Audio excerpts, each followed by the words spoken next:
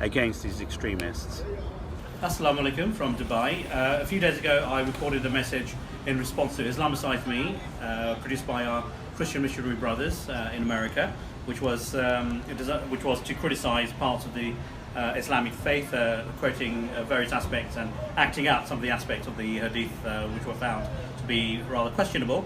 So that was from Medina. A few days on now I'm actually in Dubai, so you can see it's a lovely view of the sea. There's the Al Ain wheel. Some modern buildings have come up, and then if you come here, and my daughter Sharia is actually recording. Sharia means guidance, so there is a positive aspect to Sharia, by the way. So you can see this nice skyline, and the pink building over there is the Atlantis Hotel, which is on Palm Beach. And down there you see the beaches and the amusement. So the amusement arcades. Okay, so thank you very much.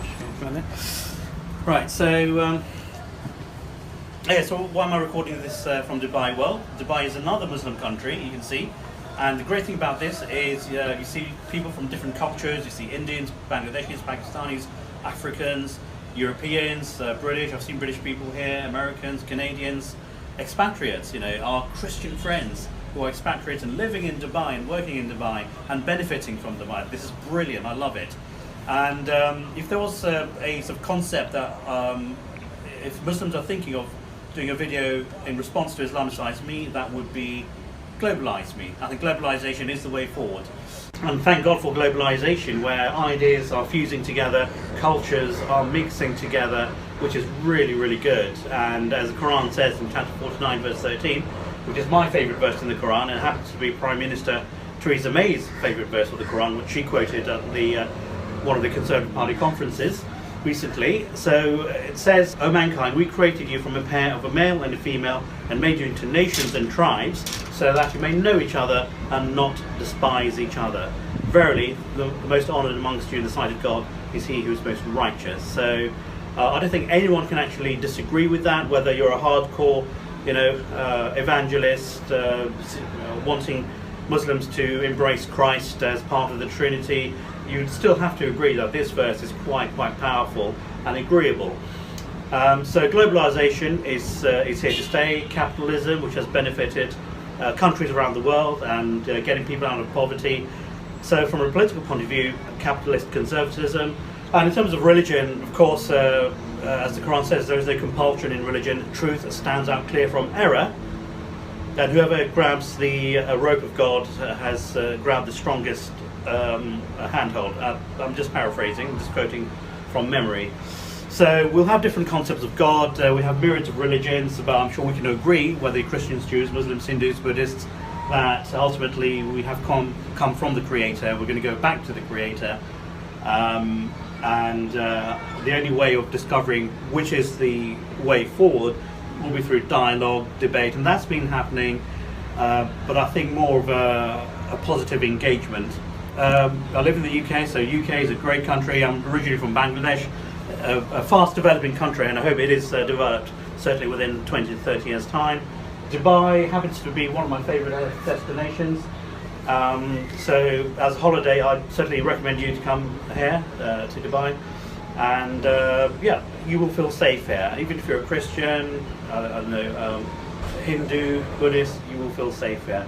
I haven't mentioned our Jewish brothers. I think they're the key here. So remember in my previous video I said the equivalent of halal Hogan really should be kosher Kirk, okay? Because kosher is still the thing in Christianity, or it should be.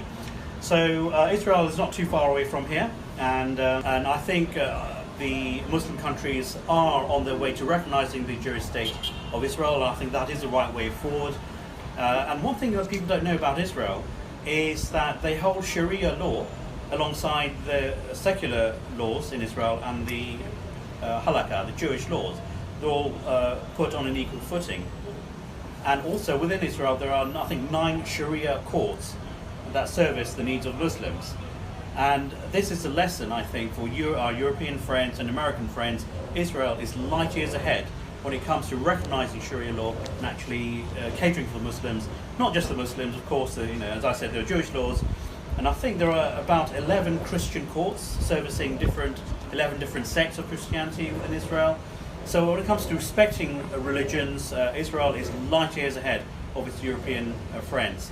And once the children of Isaac in Israel and the children of Ishmael here in the Middle East, the rest of the Middle East, the children of Abraham can unite together, going back to the Torah, going back to the Quran, then I think they can really take on the world.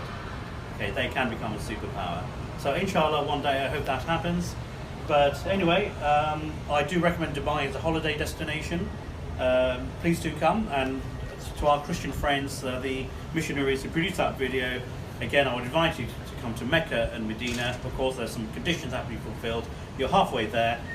You just need a bit of a help forward, and to recognise the one God, with the same God that Moses, Jesus and all the Jewish prophets had preached, as well as the final revelation.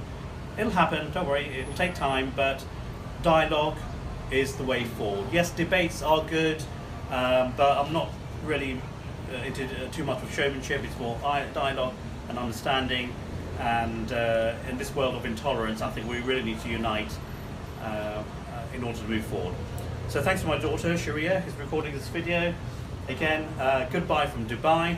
Until next time, Assalamu alaikum, peace be with you.